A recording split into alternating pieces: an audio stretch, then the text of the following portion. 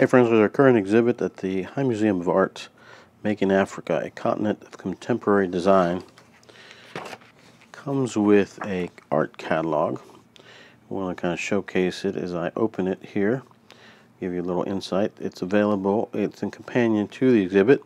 The exhibit runs through January 7th, 2018. So this catalog, what I love about it is that you can carry a little bit of the exhibit with you, and it also gives you some time to kind of digest, learn, the food for thought, to be able to experience something that is as valuable as the High Museum in your own home. This is a traveling exhibit, so this is the first stop in the continental U.S. Looks at contemporary Africa, how it really is the cradle of civilization, but it also talks about the modern design. So here is the plastic around it, so you get to experience it as I do, opening and seeing the catalog firsthand. So this is a continent of contemporary design. Has a nice little cover. Here is the publication, Making Africa, Contemporary Design. There are the, let's see if I bring this up a little bit more so we can see the pages. Get this out. Here at the Innovation Center. So you get to experience this at the same time that I do. I just saw the exhibit, a little preview this morning. He starts off with these glasses. A little bit about the publication card, Making Africa. You can see some rich color details. It's actually black and white, but it's a neat little design. There's a little intro by Mateo Chris, director of the Retro Design Museum. Let's read the first paragraph. Whenever design from Africa has been discussed in the past few decades, it has generally been in the context of recycling, humanitarian design, or the transfer of traditional folklore to contemporary products. Such an image of Africa corresponded to deep-anchored cliches. The continent of problems and hunger, the place of origin for anonymous arts and crafts, a backward zone of the world of globally active creative industry and design. So this really focuses on the future. You have a foreword from Juan Ignacio, director of the Guggenheim Museum, Bilbao. Foreword from several people from the foundations, essays and interviews, a reinvented vocabulary, decoding the many dimensions of African design. So here is some of the work. We need to inspire designers to make useless things. Consume. To think about a future is to think about one's own possibilities in the world. What design can and should be doing in the 21st century. 10 proposals. The question of how one should, may, or can talk about Africa is focal importance when one is planning an exhibit about the continent. So it has different ideas. Design is urban, collaboration, decentralized, process-oriented, creative, the bridge between analog and digital. A maker and hacker mentality. Here is a 3D printer. So it has a lot of context in the thing. There is to design or not design, that is a question. Profile picture, digital design from Africa. Hyperlink to South Africa. So it has a lot of good ways to kind of think about the context of this show. Informality as a sharing point. Interview with Edgar Pietesi. and it's kind of like a matted type print.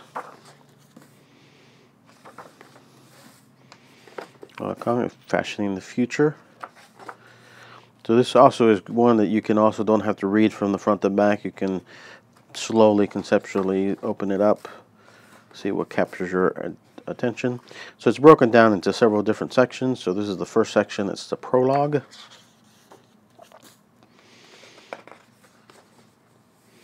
Like some glasses.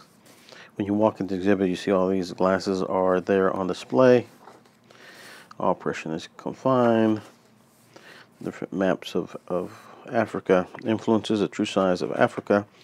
So the bottom half emphasizes China, United States, Spain, France, Germany, Italy, India. So it's significant Japan. Going to give you a conceptualization of the size of this huge continent.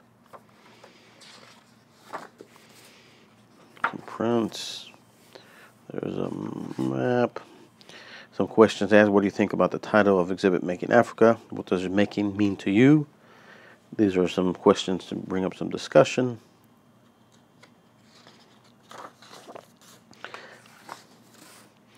By Africans. These are some big posters that are there. Some kind of contemporary artwork. This is a beautifully portrait of a black veil and a white veil.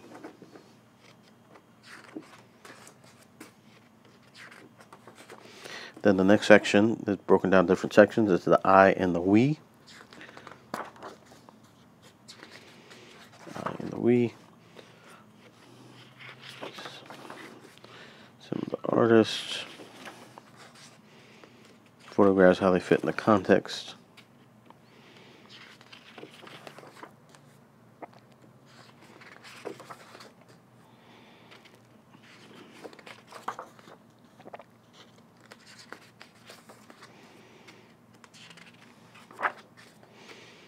Push the dress code.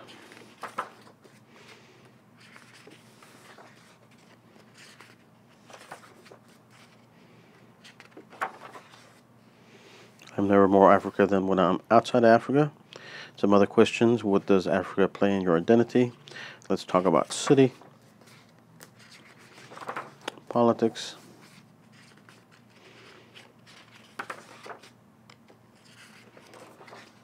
The drone.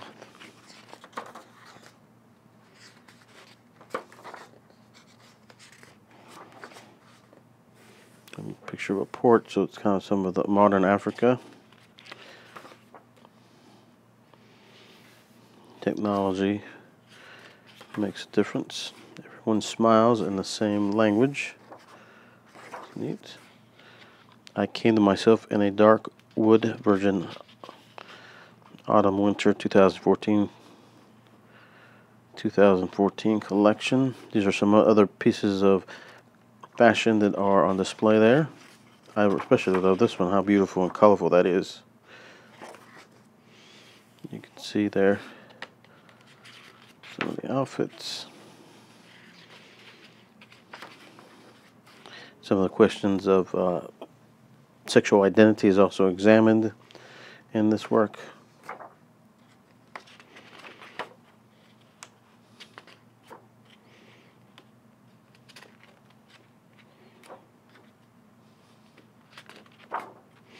Then the next section is space and object. Like I said, it was 4 different sections.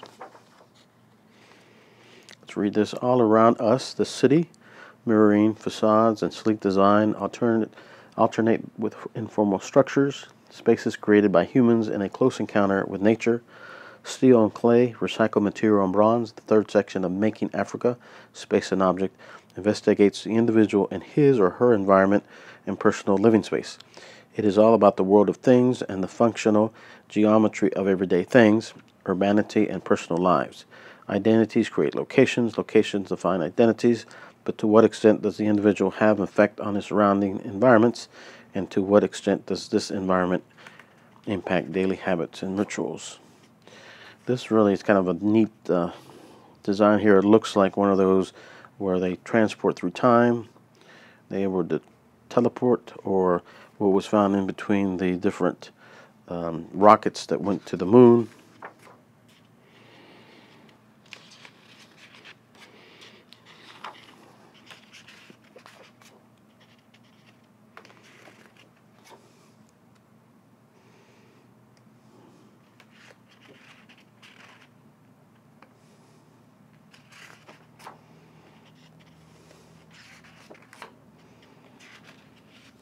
Ceramics, dock tables. This is kind of like a little platform there. You can see the shelf. This is beautiful. You walk up and you see all these different light boxes of photographs. That was kind of a cool building.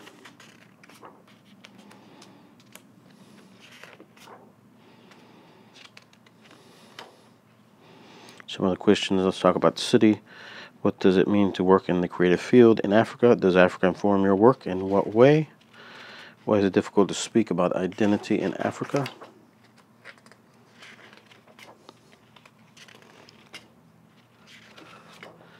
Some other. This building is kind of a cool looking building. A ski high scraper 2013.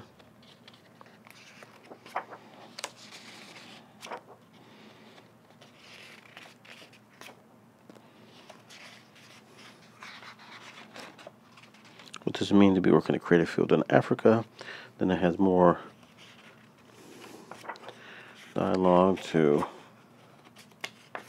carve into it. This is just chairs there in the exhibit.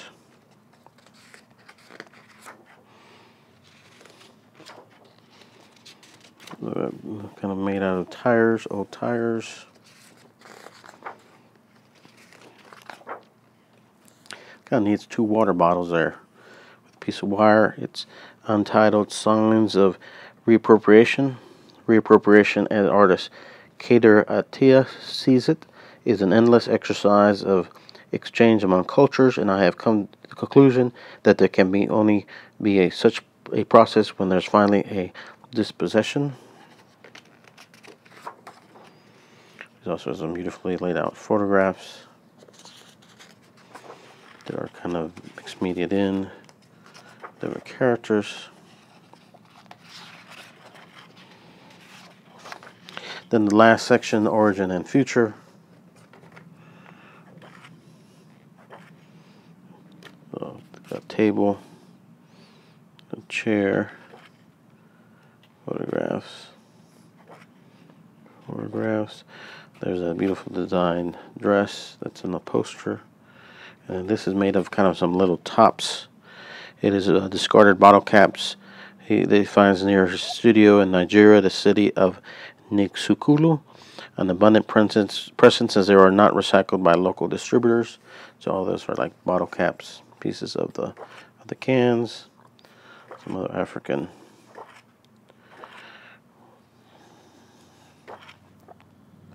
Great portraits here.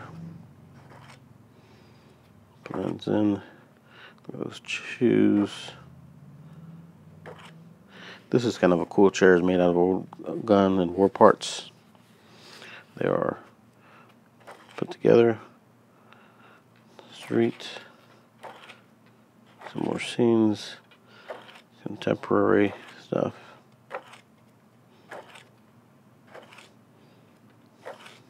So let's see here. Finally, the annex, which is was all the bios, etc. So this book is approximately 345 pages. Let's read this here in the back. The future belongs to Africa. Okuya and Wezer. Making Africa takes a fresh look at African design.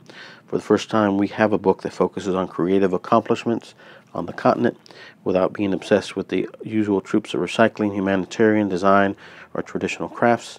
Instead, Making Africa shows a new generation of designers who use their works as a tool for economic, political, and social change, and therefore also to create a new future for the continent. Their creative input defines all definitions of genres, crossing over classical fields such as furniture design, product design, and typography to encompass digital media, art, photography, architecture, and film.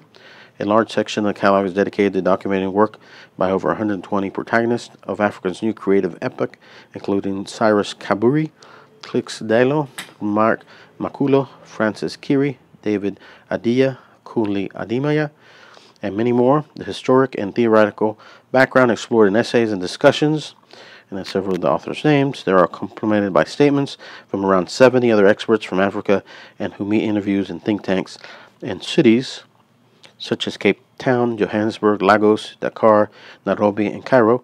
This is a book about the future of Africa and about a new, more open way of understanding design, which means it is also a book about what design can achieve in the 21st century. So check out this beautifully laid out exhibit and this companion piece art book, Making Africa, a Continent of Contemporary Design, 120 designers, design, film, photograph, fashion, going through January 7th, 2018. And I just gave you a little preview of the catalog, which is available, Making Africa, in the High Museum. Dr. Wilson Trevino here at the Innovation Center, checking out Modern Africa, Making Africa, at the High Museum of Art. You definitely will not be disappointed.